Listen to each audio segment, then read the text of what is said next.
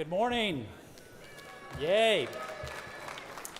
I am Hugh Forrest. I am the Chief Programming Officer for South by Southwest. Hopefully a lot of you were here 30 minutes ago for my Welcome to South by Southwest remarks.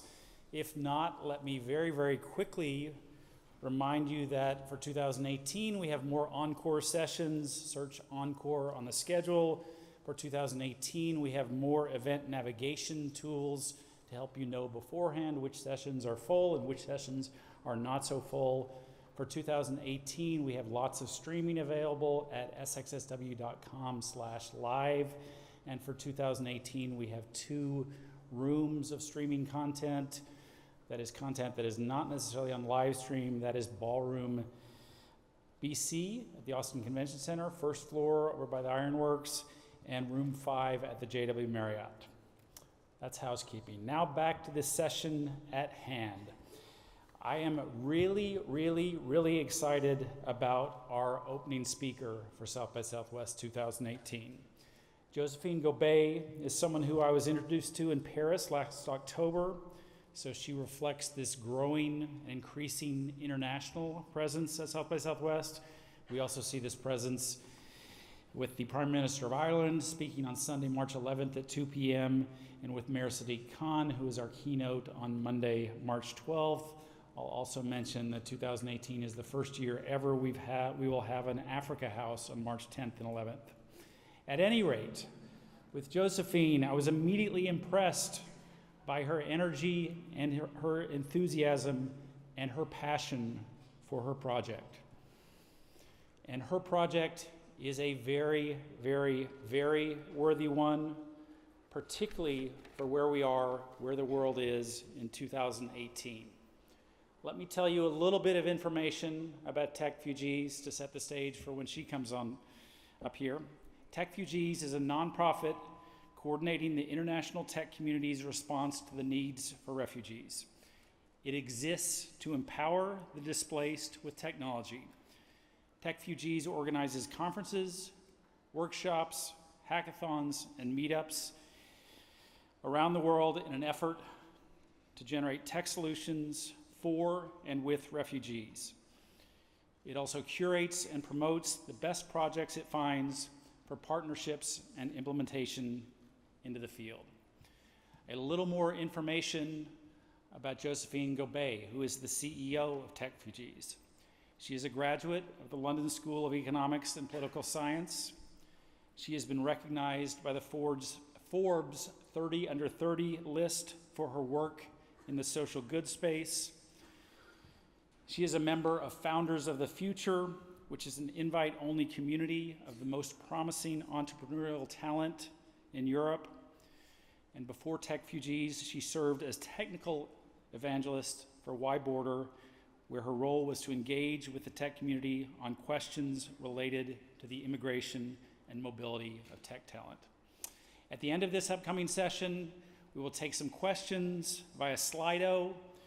You can find Slido on your mobile app, use the hashtag SXSW, then type in BallroomD. Please join me in giving a warm South by Southwest welcome to Josephine Gobet, all the way from Paris. She is the CEO of Techfugees, and she is the opening speaker for March Magic 2018.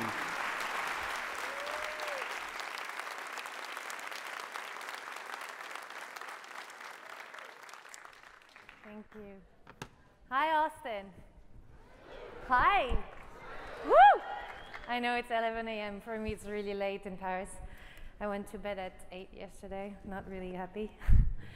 Hi, Austin. How are you? Good? Cool. Are you ready for awesome talks on disruptive technologies? Yes? You're ready for that? Are you ready for parties? Good. Are you ready for me maybe saying things that could get me banned from this country? Yes! Hell yes! Sorry, I'm gonna try to not swear, but you know it's in me, I'm French. All right, let's go. Have a presentation. I did my homework, basically. Here's my message today.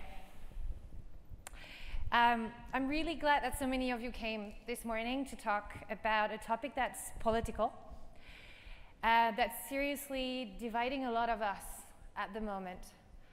But nevertheless, that's a topic that concerns all of us.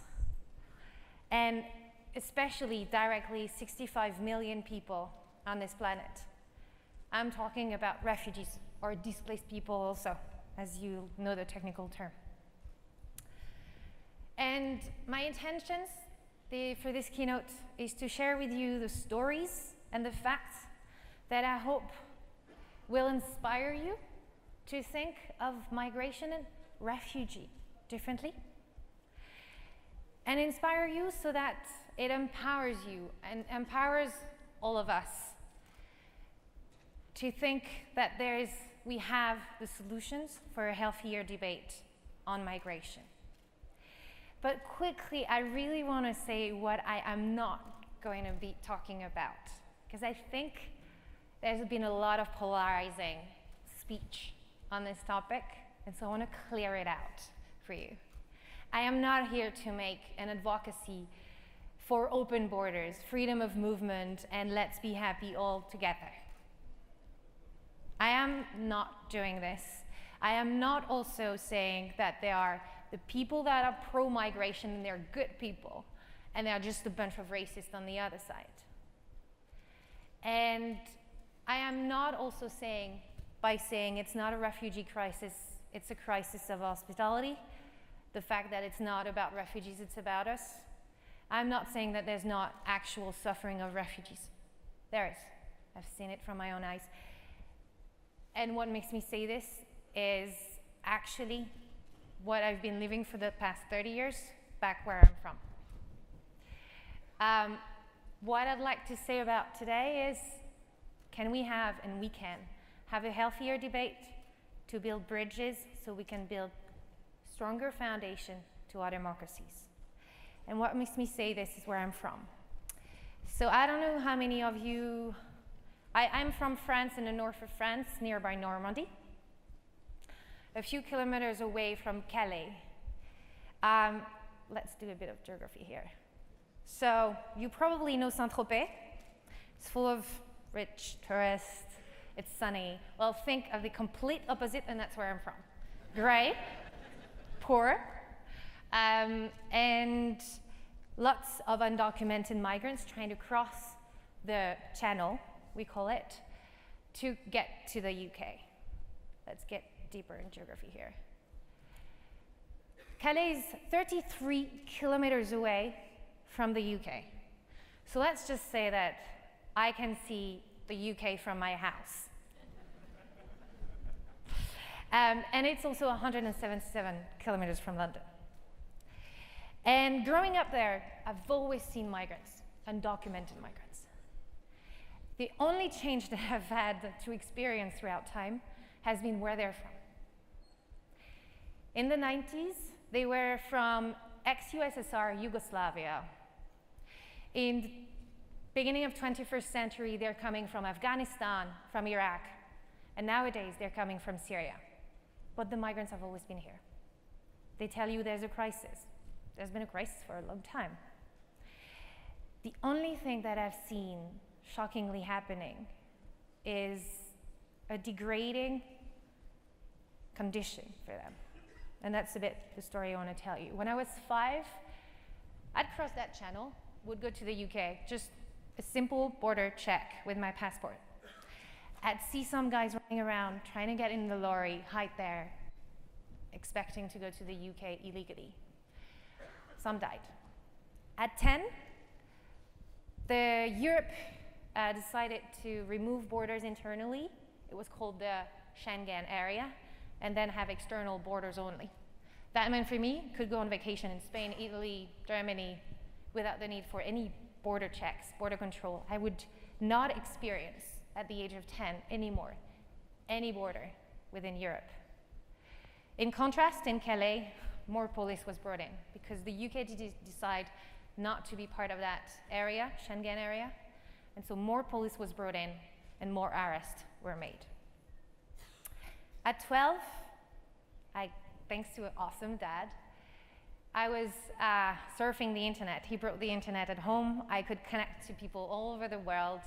I would speak with people in Algeria, US, Australia.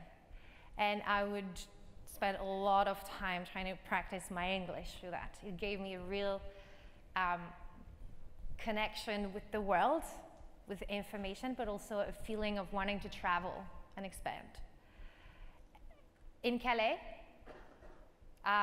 well, things got worse. They destroyed the center that sheltered the migrants. So the migrants were asked to be outside, laying on the ground, sleep at night on the streets. They were more visible, and the city was getting grimmer. At 18, thanks to hours spent on Messenger, MSN Messenger speaking in English, and hours spent on Wikipedia, learning about the principle of economics and principle of politics, I got into what you would call in France elite school. Probably the equivalent here in the US would be the Kennedy School. And was able to just meet people from all over the world, international students in Paris. Thanks to that school, I was going on a third year abroad in New York. They arranged my visa, arranged my placement. And thanks to a partnership that the school had with the UK and also being European, I could go get my master's at the London School of Economics without the need for a visa, and actually paying the same fees that any local would pay, not as an international student because I was a European. The point I'm trying to make here is that I was able to enjoy so much of this world because of one important factor. That's my passport. That's where I'm from, that's where I'm born. Nobody chooses where they're born. And yet, I was able to enjoy that on the fact that I didn't choose. Here is a chart of where you can go with your passport. If you're from Germany, you can go to 174 countries in the world without the need for a visa. You don't have to apply. Here, you probably now have seen it. Most of you will be able to travel the world without the need for a visa to 174 countries. I can get one less than you. I wonder which one. We pissed off at with the French Macron or someone. And at the bottom of the list, you get Afghanistan. If you're born in Afghanistan, you can travel to the world to 24 countries. Those countries, I heard there's a term now to describe countries that are not really cool. It involves poop or something. Won't say it. But so basically, if you're born from Afghanistan, the world is summarized in 24 countries. Try to get a visa for the other countries. They'll try to tell you that you're actually looking to get a tourist visa to actually illegally stay. That's most of the time what happens. And I've made a bit of a Google search on Kayak. From Afghanistan, you can't have a direct flight from Kabul. You can't have a direct flight to those 24 countries. So let's better say the world is summarized to Afghanistan for you. Awesome. And that's that one thing that really, when I discovered this, really profoundly made me feel the world is really unfair. And it's hypocritical to say that we are in a modern world, telling people you can be what you want. You should look and strive to have a better life and to expand and to be happy every day, when actually where you're born is where you'll die, basically. So I started a company in the UK called Migrate, and we try to make migration information available for everyone in their language and personalized. And that was my way to Volt. I was also really enthusiastic, excited about technology. It was the time that Uber and Airbnb was starting. It was 2012. And so I thought, maybe I can help so many people that were not born in the right country get those legal visas and then improve their lives so that justice will be made. But every time yet I would come back to Calais, it was really grim. and the reality hit me, and the absurdity of the reality was the most striking. In 2015, the UK government gave us, in France, 2.3 million to build a wall in France, in Calais. Here's the building. To give you a perspective of what that means, that number, 2.3 million pounds is the sum you could get to put a camp hosting 2,500 refugees in Calais, a modern one with hygiene conditions. It's also the same amount that you would take to get 300 refugees in the UK for a year. That would be the same price. That's absurd. That's absurd that the money spent is not spent on helping people, it's spent on removing them from where they're trying to go. But anyway, just to put it in context, I said to you, Calais is poor. Calais is pretty poor. Unemployment pockets are really heavy there, and it's been 10 years, 20 years now.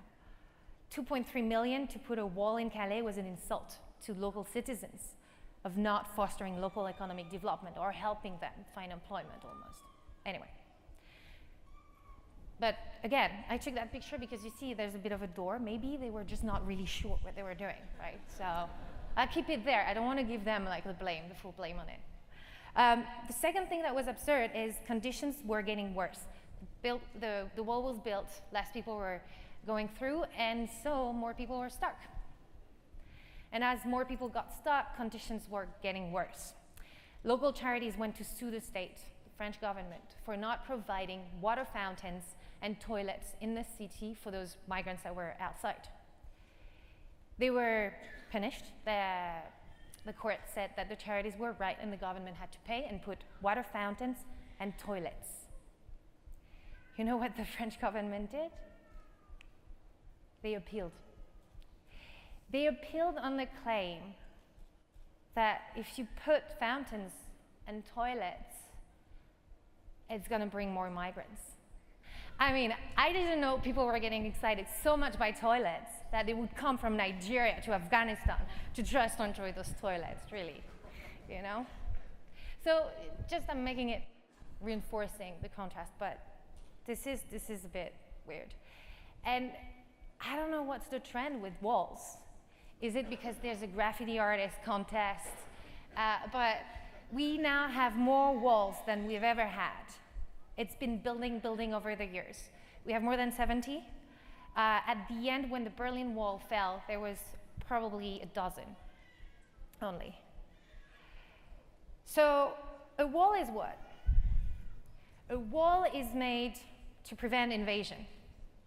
So maybe there's an invasion. Maybe they're right to put a wall.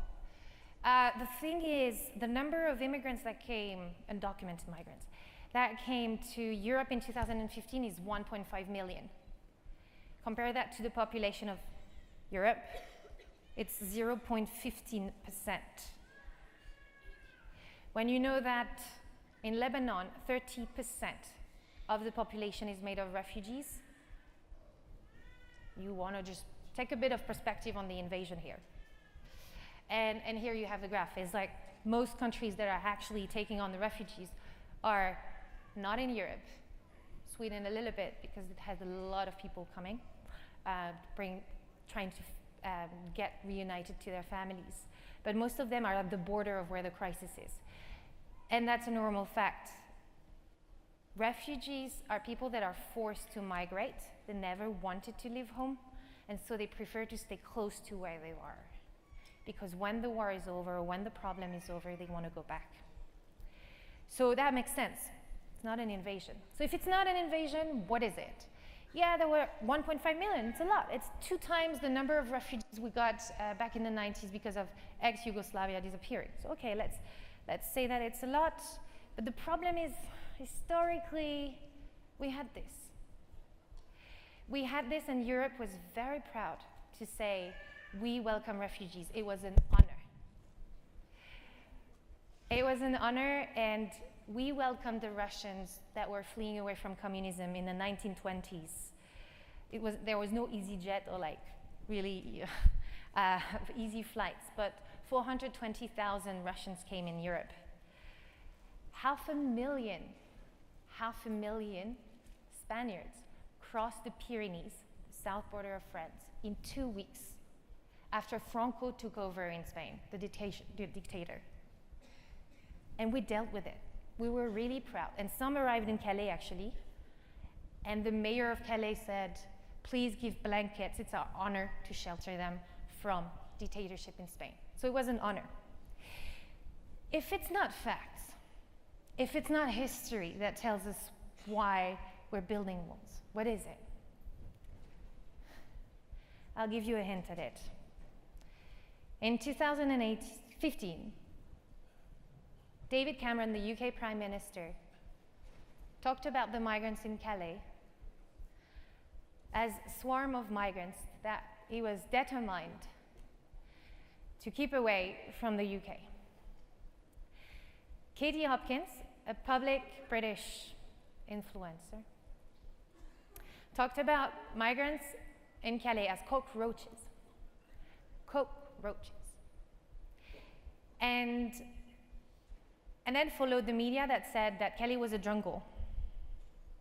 I didn't know I had a jungle. If I had known, I'd have taken a ticket to go to the zoo, but they described my city as a jungle where animals were living. And then, finally, this dude, no, that's not the right slide. Can we go back? Oops. That's the Spaniards that crossed the... That guy, Nigel Farage, said we're at breaking point, obviously, and talked about hordes of criminals coming to the UK, hence why we need to break with the EU. So here you have the physical borders, physical walls we're building are reflecting these insidious words and thoughts that are being put out there. And these are the walls within our minds. The walls that are dehumanizing. It's a concept, actually. Dehumanizing is a concept and it's a process. It's a process by which you say, there's us and there's them. It's a polarizing rhetoric to create an enemy. And it's been recorded throughout history that every genocide was linked to that. We're fighting human biology here.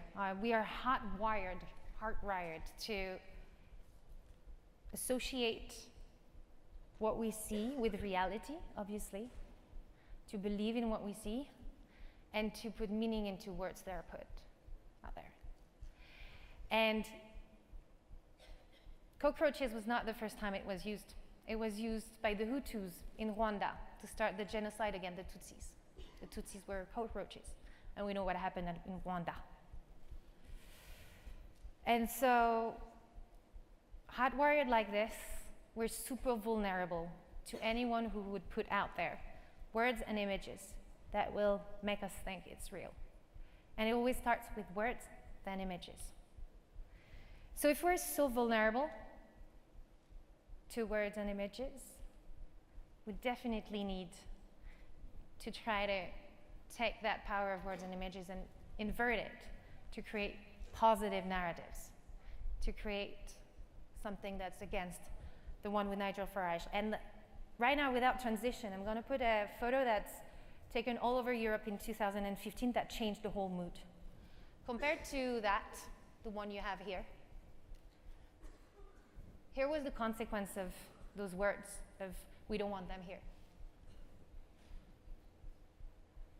That's a violent picture. That's the one picture that took over all media in Europe and drove Europeans to go in train station the day after to say welcome to refugees. That picture moved the whole Europe. And for a month, people were just all pro-immigration, just for a month, because they had to fight this. People that were ready to reiterate that rhetoric and then went on to use fake images and fake words to say, no, they're actually coming to take you over. But anyway, so that picture was the start of what you heard earlier, and and my organization, which is Techfugees. And this, I was not founding it. It's Mike Butcher, the editor of TechCrunch, a big influence in the tech industry in Europe, who, when he saw that picture, called on a post on Facebook and said, guys, if we're gonna fight this, it's not about posting pictures on Facebook and saying we're sorry. It's about pragmatic action. So what can we do beyond donations? What can we do beyond donations that will empower those people that are trying to cross the sea? It was maybe a naive question, but it took like wildfire. He created a group, and then it went wild. I joined the first day, and here I saw 300 people joined 10 days later. CEOs of tech companies, refugees, NGOs came to discuss what technology could do to help those people. Hassan Akkad from Damas in Syria told us that he was on his phone on WhatsApp when his boat was sinking and pinpoint where he was to the Coast Guard, and he was saved. 60 people were saved. We heard from Refunite on that day that they're using mobile tech and mobiles to reunite families and loved ones so they can find back each other. That wouldn't have been able to without the smartphones or phones. And we also heard from awesome geeks in Greece that had started putting up a spreadsheet with a collection system with hygiene products, food, and water. And then they had a WhatsApp group where they could call the truck drivers and tell them what had arrived, where, and where to ship it. And it was people from Texas to Philippines to Africa that were providing instant connection to these truck drivers via WhatsApp onto seeing the log on Excel sheets. Didn't need much technology, needed to use what was out there. So there was a sense, there was momentum on that day. There was a sense we could at least maybe alleviate some of the pain here. And so Techfugees was started. And it grew, like it became an internet meme, and it grew out of proportion. People came calling from Oslo to New York, to Krakow, to Australia, to Paris, saying we want to do the same. We want to do a hackathon where we're going to create technology for the refugees. So we did. We provided guidelines on how to create a hackathon. We provided listing of what technology to use or what was out there, what were the projects. To give you a bit of a few ones, because I like to be concrete about what happened. Those guys in Serbia, they created a mobile Wi-Fi router that you can put on your backpack and have internet liaison at any time. If you're crossing countries or if you want to stay in touch with your family and get information about where the border is closing. We got blockchain used in Lebanon by EdTech to provide cash to the refugees. So you'd have a tracking of where the money is spent and on what. And across Iraq, Jordan, Turkey, Germany, you name it. It was Ali, Hugh, Anne, Mozamel, a refugee himself, creating refugee boot camps, coding schools for the refugees to find back skills and get into the local tech community. There's another project I'd like to tell you about. There's this project that started in Lebanon. It was a girl from New York. She went with a Skype connection to link the refugees in camps with people that wanted to learn Arabic so that the refugees within camps could provide those lessons through Skype and be paid for that. That was what's happening. We failed big time. Like, I will not put this away. We failed big time, and we learned a lot during those hackathons. We learned that you have to go on the ground to get really a sense of what are the real problems of the refugees. And I left my house, and for 2 years I was a nomad, didn't have a house, was always on the ground. We learned that you have to co-create. We learned that you don't do the product for refugees thinking of what is a refugee. You do it with him, and not such as just feedback, get them ownership of the product. And lastly, we heard keep it simple, keep it with a hacking attitude, because the conditions on the ground are not that easy. If you don't put an app, they're gonna have to download it. They're gonna have to remember that password on their Apple Store if they have an iPhone. If it's not, it's on an Android. Now, just keep it simple and put it on WhatsApp maybe out there. And if you're doing anything, just make sure that it doesn't use a lot of battery, because they might lack of battery. So we learned a lot, and basically today, Techfugees is 25 chapters across the world, 18,000 people that have been involved through hackathons and innovative projects. We empower the displaced with technology, and we're based on the facts, on two facts are building our vision. Is first, we've seen the refugees, they're connected. They are on their phones, they're on Facebook. They have that in their hands. And the second thing is technology, because it scales and cross borders, is up to the size of the challenge. I told you it's 65 million people. But enough about Techfugees. I mean, what I'm most proud of is that the community took over. We were here to support the community, and the community took over.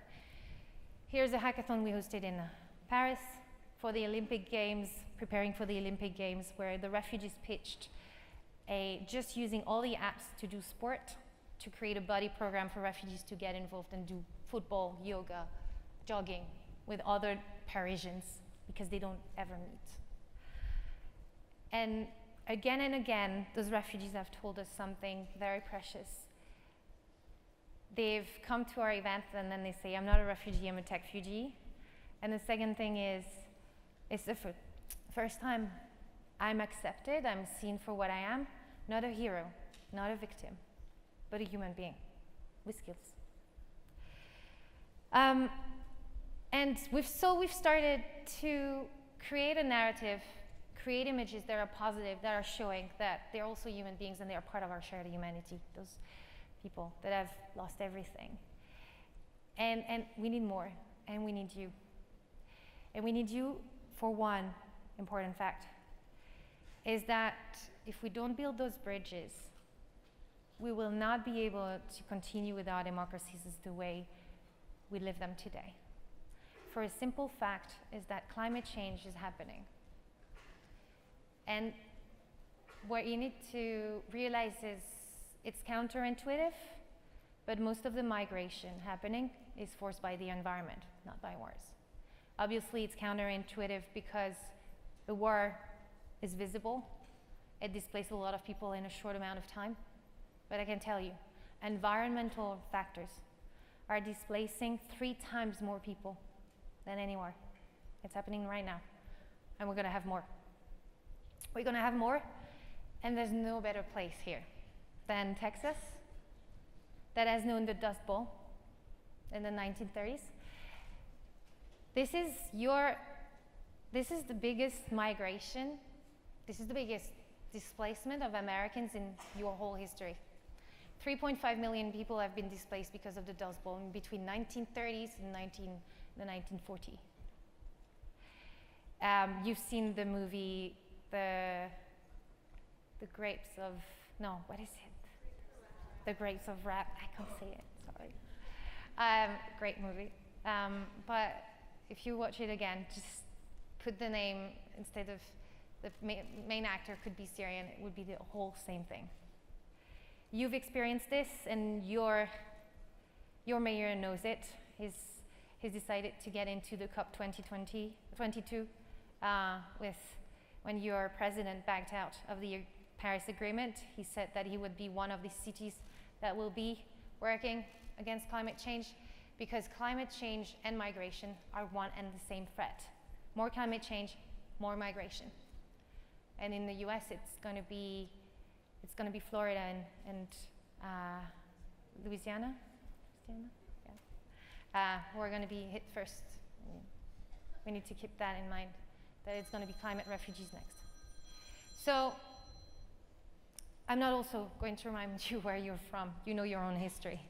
You're an inspiring nation of entrepreneurs. You were immigrants coming here, building an innovative country. And you have to plug into that DNA of yours, because we have a situation here that I think we can all together work at to make the American dream still live again. And that is the situation. 65 million people, I told you, that are refugees today. We expect more. 1 out of 2 is under 18. The time spent in camp, 17 years on average. You're born, you die, you live there. Not everyone is in a camp. 80% of refugees are living outside of camps, actually. And more than 90% of them are in areas with 2 or 3G access. So we have an equation and opportunity here to do something and to connect with these other human beings. Just to finish, here is in Zaatari, the refugee camp in Jordan. It's at the border of Syria. It is the largest refugee camp in Jordan, approximately 80,000 people. It's been there for a while. Those girls, when I asked them where they're from, they said, I'm from Zaatari, which is the camp they're from. They're from Syria, but they don't remember anything about Syria. And I don't know if they're gonna ever get out of the camp. Who knows? But I know that the second question they asked me after, where are you from? Me. And I told them Paris. They were like, can you take us on a trip? We've never been outside. I said, I can't promise, but I saw they had phones and I said, do you have Facebook? And they said, yeah. I said, let's connect on Facebook. And I'll make sure that if I can't get you out, at least I'll get you out there in the world on this picture, and maybe people can connect to you. So I'd like to do one thing. Please take your phone out. Take all your phones out. This is the most powerful tool you'll ever get today. This is something that is more powerful than a technology that put the man on the moon. And yet, you're not using it yet enough to its potential. So if there's one thing you can do today to feel less powerless, you could probably just simply connect on Facebook, go on any refugee groups, Techfugees if you want, UNICEF, UNHCR. I'm not asking you about donating money, even though if you want, you can, you know, like, it's always open. Door always open. But join these groups, and you have skills, they have skills. They want to talk. You want to talk? Just get on there. Give them Skype credits through what you can. Yeah, talk to them and ask them what they want to learn today, or if they want to learn coding, or if they want to learn a language. Talk to them. Bring them back, and bring them back to our humanity, but bring your humanity back. And on that note, I'd like to introduce you to our movement, our community, so you get a better sense, because I'm a face, I'm a voice, but I want you to see the real people, the refugees, non-refugees, people that are making Techfugees today. Thank you very much.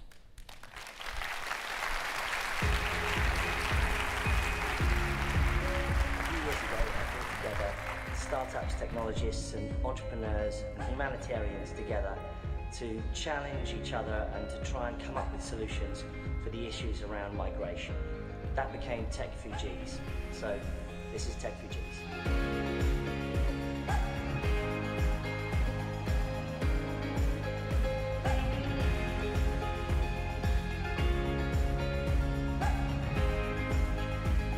Hello from Amman, Jordan. Here at Zinc, we proudly support innovation by refugees to refugees. I work for Refunite, helping refugees search and reconnect with their families using mobile technology. TikTok is a platform that connects refugees with interpreters. I'm the founder of Startups Without Borders, a platform that connects refugee and migrant entrepreneurs with resources to start their businesses. I'm one of the co-founders of Speak, that connects migrants, refugees, and locals living in the same city. We're helping not only the people, we help Cisco, the company, and the whole of Germany. We are a coding school for newcomers to Germany or newcomers to tech. I am volunteering with Techfugees to design out the new base features platform.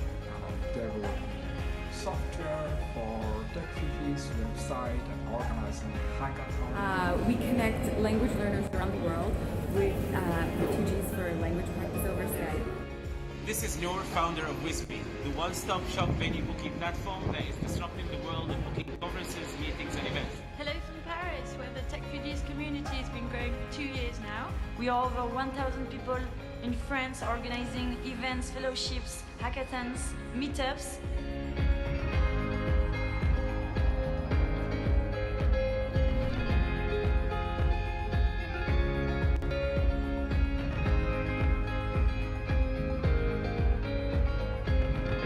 We are Techfugees. We support Techfugees. We are Techfugees. We are Techfugees. We are Techfugees. We are Techfugees.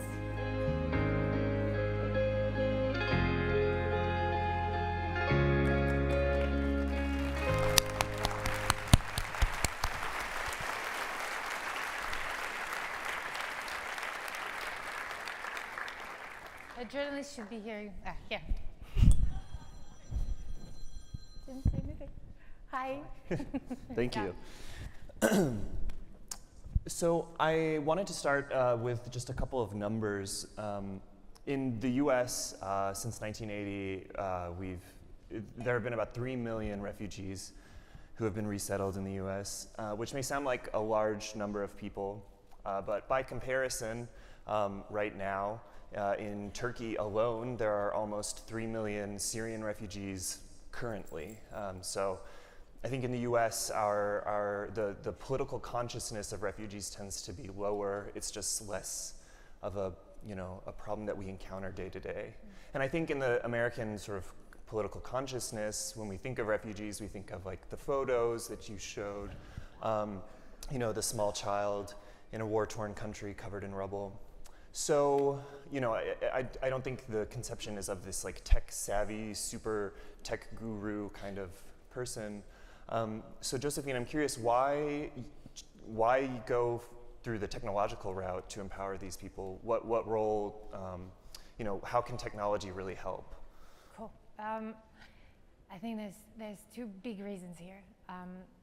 First, we have a tech industry that says we disrupt the lives of people. They do, but not everyone. So if we're going to be true to our words, we're going to disrupt the lives of people that are in the most need of disruption, I think. And we can. It's technically we can. It's not a technical issue, as we know, it's a political issue here. So we could put Wi-Fi in camps. We don't. And it's a political decision. We don't want to do that. So there's first, technically, we can. Again, technology at scale. So once you nail it somewhere, we can replicate at low cost somewhere else. It doesn't mean that we're gonna not iterate and make it, like you have to really understand also the context in which you're putting your technology. Let's not try to scale things and break things, because you can't break things or you'd have people die. But you can scale across borders those services, and we've seen many, many times those refugees all using their phones to perform all of what they need. And I've seen a number of times the refugees telling me like, no, I didn't go to the charity, I just got in online. I was like, it's gonna be tough for the refugees, so. Would you say the majority of refugees that you're working with, they already have a smartphone, or what is sort of their technological access point? There is the impression that refugees are poor, dirty people that are just, no, it's not like the case. Most refugees that arrive in Europe, 90%, 99% for Syrians, it depends on the nationality, right? Had a phone. Analog, smartphone, the kind of phone, iPhone and stuff, was really depending on more of their cultural, where they're from, than their money, at least. So they had. And that's it. You get to the fact. Now, they don't use the phones like we do. They don't use it as a sort of productivity tool that we might use to help our daily lives, right? They use it very much to communicate with their families and to communicate. They'll go on WhatsApp and Facebook all the time. But still, they do have access to that technology, and that's the best way to connect with them. And from the word of Hassan that I talked about earlier, he was like, I was with my phone. I was told first I have to apply to the refugee asylum system via Skype here in Greece, so I couldn't do it like offline. So in Greece, they know that we have phones. And secondly, he was like, I could go to a charity. They'd get my fingertips, I'll be put in a camp, and I'll stay there in limbo for maybe 17 years, I don't know. And then I could connect on this Facebook group with other Syrians that told me, this smuggler there, this is 4,000 euros, but the smuggler, his name was Marco, from the Serbian mafia, will get me to the UK. And so he paid the 4,000, he paid, and then he went to the UK, and now he's a awarded filmmaker who's filmed his own journey on GoPro as a Syrian refugee. And he's saying, I've spent all my money into technology and smugglers helping me in Europe, not putting money into the European Union, and it's people.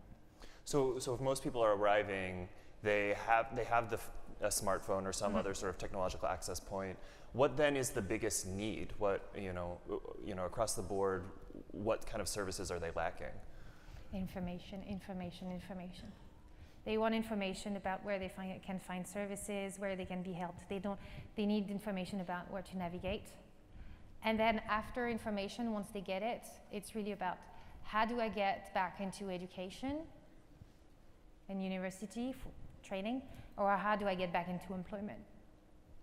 That's like any human being. Once you've been displaced and you had to flee away to escape from death, because that's the definition of a refugee. A refugee, compared to other migrants, is forced to flee when he didn't want, because he is threatened of death. And if you want to be recognized as a refugee, because you're not a refugee until you're validated to be a refugee, you have to prove two things. That you are threatened of death for religious, race, political, you name it, reasons. First, you have to prove it. So if you were raped, you have to prove it. And the second thing is you have to prove that your government was not capable or didn't want keep you safe where you were. This is why there's a notion also of internally displaced. Someone in Mosul that is going in Europe will be often told, well, you're from Mosul, you could have gone to Baghdad because Baghdad is safe. And we are right now returning Afghanis to Kabul because we know Kabul is a great place to go on vacation. So, so this is a note I make so you understand. And so refugees are in need to get back with their lives. They've lost their house, they've lost their car, they've lost their degrees because their degrees have no value in Europe. We've started, I'll tell you, we started, the worst thing is for the women, actually. We started a fellowship for refugee women in Paris that we're piloting and we'll put at large scale in Europe. The 12 women that are in the group, they are doctors, engineers, lawyers, that's most of their jobs back in the days. And right now they're cashiers at the corner shop for the past 2 years, 3 years in France. So there's like this talent that is waiting to be recognized as talent. So all they need is information, recognition of their skills, and then employment, like any human being. It sounds to me like those are big issues, right? Things that, education, for example, might be able to sort of cultivate talent, big questions that obviously the technology sector can sort of play a role in. And it has solved. And right now, the technology sector has created those MOOCs, right? We've enjoyed learning online. Right now, we're putting MOOCs online in Syria for the Syrian displaced, still in Syria. They don't want to go out, it's too dangerous. What will they do? Can they bring their families with them? Well, travel will make them, it's too dangerous.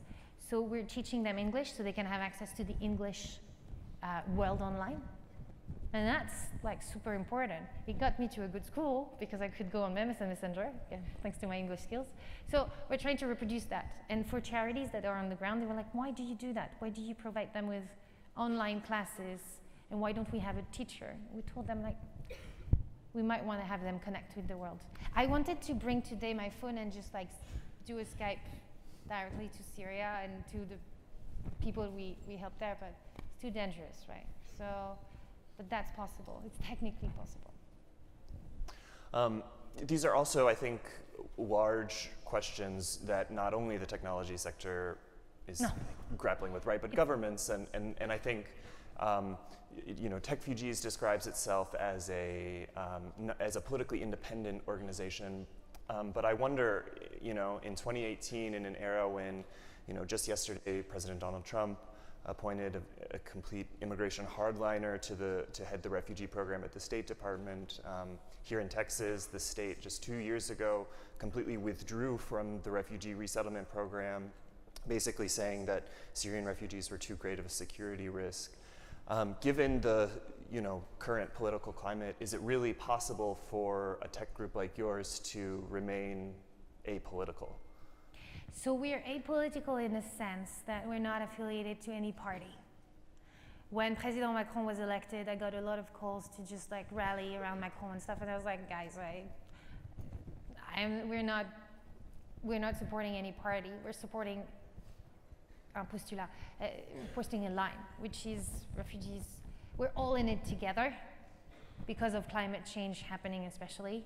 So we're gonna all bring them back. It's not about the refugees are good, the refugees are bad. We're against that rhetoric, and that's our line politically. It's like no human beings is worth more or less. We're all worth the same thing, and we need to especially have a policy of welcoming and give them shelter because they're threatened of death, right? It's for refugees, it's not about the whole migration. So we will keep on that hard line of you need to welcome human beings that have been threatened and not follow any party line. We'd like to open it up to audience questions. Just a reminder, you can submit questions here via slido.com. Our first question here is from the audience. What do you believe is the number one thing that would be improved for everyone if there were no borders or visa restrictions? And what do you think is the number one risk? Okay, so I'll repeat one thing is I didn't advocate for that. But I'd like it to be fair. So you remember my slide about the number of countries you can travel without a visa? If everybody had the same chance to be able to travel, that would be first thing. The one thing to improve everyone, I heard a study, I read a study, it was 5 years ago, that the GDP would be augmented like really greatly if there was a no border policy for everyone in the world. I don't recall how much, but you'd have less inequalities around the world thanks to that. After that, it's economists doing it, so it's just projection and you remove hypothesis, and so it's the concept. But that's the one thing that would happen if there were no border, is there would be more equality, I guess. The idea being that there is sort of untapped potential within the refugee community to do this high-skilled labor, or what is, how do you sort of unlock that economic potential? Theoretically, you'd think that if you get a market without borders, then you get better allocation of resources, right? And people can go to where they're needed or where they want to go. And as we see, as a human species, we evolved where we wanted to go, where it was better. So we built cities where there was a lake or there was like resources, and we moved as we went to survive and to thrive. So you would think that with a no border policy, you'd have a better allocation of people across the world. I think, yeah, that's my answer. Yeah. We have another question here. How can just local communities get involved, or what is, for us sort of non-tech literate folks in the audience, what can your average Joe actually do about this? You can go online on Techfugees and then just say, hey, I know how to do this, or I want to connect to a refugee that needs my skill, and that does a lot. I can tell you for the number of refugees that they don't need your help, I mean, don't put that out of context, but when we did the fellowship with the women in Paris, they were very grateful. The mentors thought they were bringing something to those women, and they were like, yeah, we're bringing them like all of this. And at the end, what they realized is the refugees had more to bring them. And the mentors were actually impressed by their background. So what you can do is simply connect with them and see, and as human beings, we help each other. They don't need us, we need them, really. I think we need them because it's really about us. It's about reconnecting. If you get a good immigration, and in some ways, the fact that we have a discussion on immigration today is symptomatic. It's symptomatic that some people feel their life standards of living has not improved in the last 10 to 20 years. Why would they think that a refugee who's lost everything, who comes here, his life will get better? This person that even maybe talk your language. We have to have empathy for someone who's scared of that. And we have to understand that they're afraid because it is actually a mirror of society. It is a mirror that there's something broken into the way we distribute wealth and in the way we create an equal society. When you don't welcome the refugees because you're afraid they take your jobs, or there's something wrong that tells you that you don't feel secure in your own country. And that's really the bottom of it. The refugees speak 2, 3, 4 languages. They've come through hardship. They lost everything. They're going to be very entrepreneurial about things sometimes. It's scary to see how they just go. They have big smiles and they have this strength compared to us sometimes. So it's intimidating. And as one refugee told me, it was a year ago, he was like, Josephine, don't be angry at the xenophobes, the racists. I mean, I was a racist in my own country. I didn't want to travel. I didn't like the refugees and all of this. But then one day I had to flee. And I had to just meet those strangers and those people, and I was one of them now. And it's human nature to be afraid to what we don't know, to the stranger. But it's another thing to be a populist and to take advantage of the fear of other people to put your own political agenda and interest first. And so he was sure, Josephine, don't be angry at the people that are afraid. Be angry at the one that manipulate the fear of others for their own interests, not for the interest of the people that are afraid. So I hope I answered your question. Thank you very much.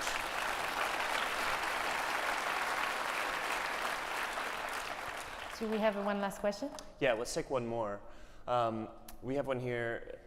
Are tech companies willing to acknowledge that the actions of the US business class are a primary cause of the refugee crisis in the first place? In the sense that, through capitalism, essentially that maybe some of the forces that motivate, the idea to seek a profit are actually contributing to the refugee crisis in the first place. So sort of how do you reconcile those two forces? So there's no refugee crisis, Anonymous. And or the hospitality crisis. There's a hospitality crisis. I don't think it's just tech companies that are primary cause of the refugee situation. I'd point out first to oil and gas and like anything that is climate change. But tech companies are involved in this, it's causing climate change. But we all responsible of it. It's the thing is like, they are responsible. We all responsible for it. And we need not to say, blame it on others and say this is their problem, they need to fix it. This question is not saying this, but we want to all be part of the solution. We need to stop talking about the problem. We need to be part of the solution. So the tech companies acknowledging, well, great if they acknowledge, but yeah, it will start by acknowledging that they can do a bit of the solution, and they do. And we have some tech companies that have followed us from the first day. It's Shipstead, one of the major marketplaces in Europe that has been day one with Techfugees. And Expedia has joined us last year, providing pro bono engineers to build technology with the innovators we have. So we have a few tech companies that are moving and going on to talk about this. So I'm really hopeful that more will come. It's needed, it's a fact. We'll have to come on board, and every industry will have to come on board of that. Sadly, or we'll come together. It's great, no? Well, Josephine Goubet, thank you so much. Thank you. merci.